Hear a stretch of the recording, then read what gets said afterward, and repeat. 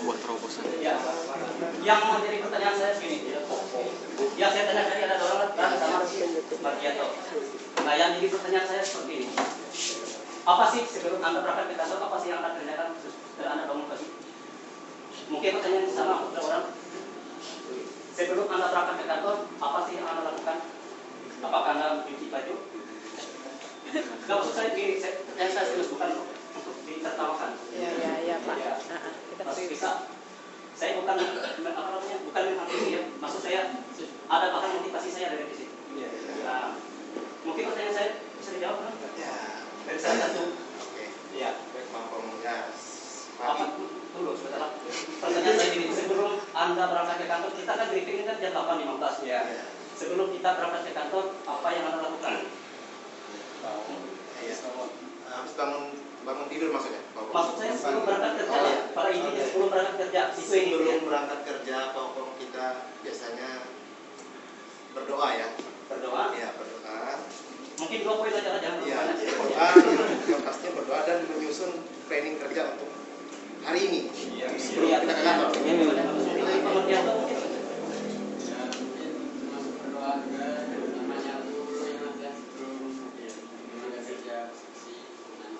Jaru.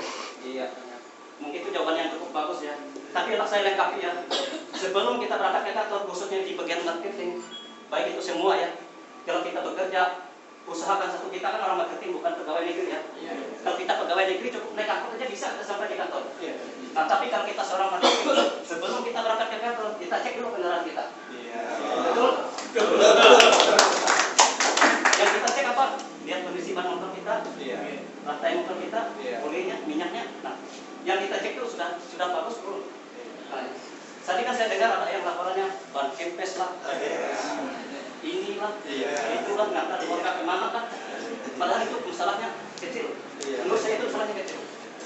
Saya jujur, saya selama di Menara sudah pernah baca keses pagi-pagi. Ya, terus saya tepat. Saya usah memperhatikan barang-barang yang saya punya. Ya. Itu ada hubungannya dengan kerja kita untuk hari ini. Nah, hubungannya apa? Yang jelas hubungan kita itu adalah kita kan punya planning pekerjaan. Sampai di kantor kita kan ada tujuan. Bukan kita sekiranya sini kan istilahnya gini. Kita kerja ke kantor. Bukan berarti kita kerja itu sekedar mencoba.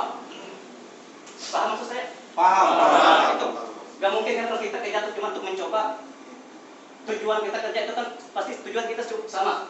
Mencari duit pasti. Dengan cara yang halal. Gimana sih cara mencapai suatu keuangan itu dengan halal? Tentunya kita memutarkan pikiran kita, cara bisa kita berpikir itu seperti apa? Kita ingat ya, semua kita di sini kan pada dasarnya semua keluarga semua ya pada dasarnya. Iya. Mungkin ada yang belum, mungkin ada berapa orang yang belum menikah atau di persiapan. Ya mungkin itu salah satu saya masuk juga. Ya, maksud saya gini. Memang saya kelihatannya agak lucu gimana gitu, cuma ya.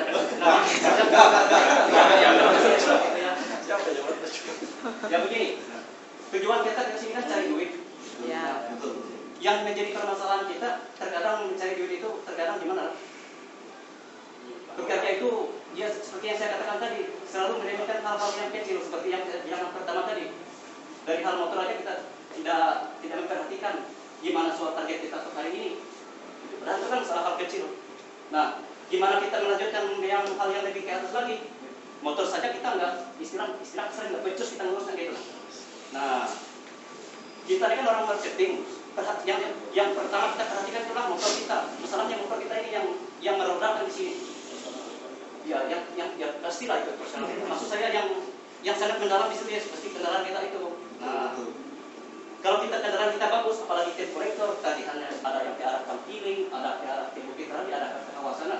Kalau motornya aja mogok, belum kita kirim ke kantor aja dia nggak nyampe dari rumah. Nah, belum kita ke pekerjaan kita hari ini. Sampai pekerjaan kita hari ini khususnya tujuan kita gini lah pada intinya. Kalau kita kerja tuh pada intinya tolong satu lah serius, sungguh-sungguh.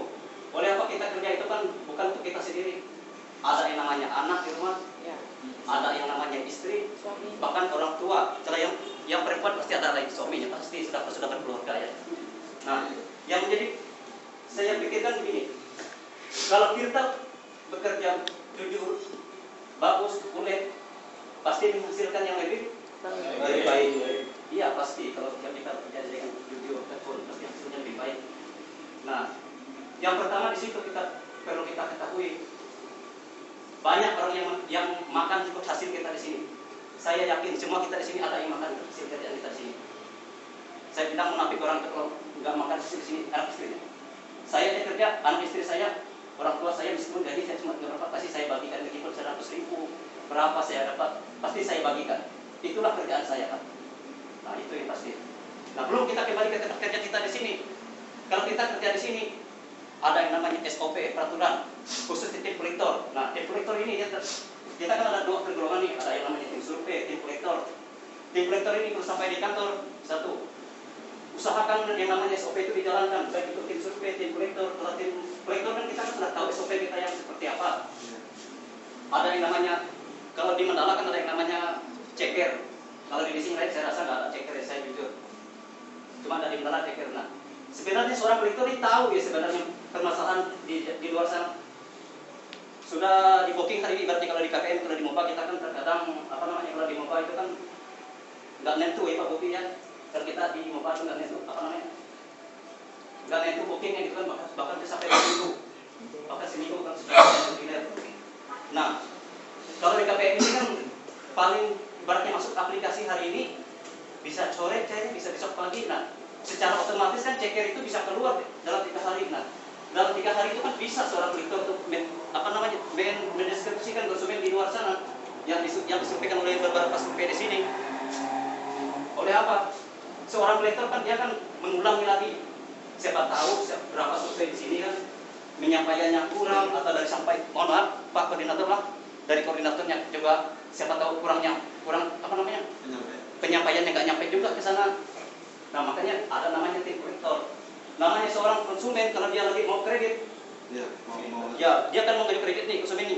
Banyak cara dia supaya SSC ini bisa berbohong, bisa pinjam alamat, pinjam motor. Nah disitulah kekuatan kolektor tuh menguasai semua dari ceker itu. Setuju? Setuju. Sama halnya seperti seorang survei. Seorang survei harus menguasai semua dari peraturan SOP yang dilakukan oleh kantor jaga. Oleh apa? Seorang survei saat dia survei kan kita kan semua tahu di seorang survei ini ya. Kita kan survei ke konsumen ini. Sebelum kita tanda tangan semua sudah berkas permohonan dari kontrak itu ke konsumen, kita kan jelaskan dulu semuanya. Kalau sudah deal baru kita komite sama ada yang namanya kasur. Kalau kasur ini masih ragu, kadang-kadang kan langsung ke bapak pimpinan kita. Nah di situ bapak kasur pun bilang, nanti dulu kita konfirmasikan ke bapak pimpinan bilang.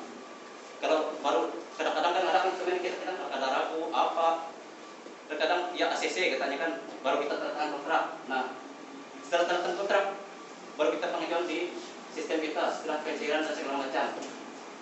Ya mungkin itu saja yang mau saya sampaikan untuk pagi ini, mungkin singkat dan lebih kurangnya apabila kata-kata saya tadi istilahnya saya menyinggung segala apa, mohon maaf dan lahir batin kita. Iya.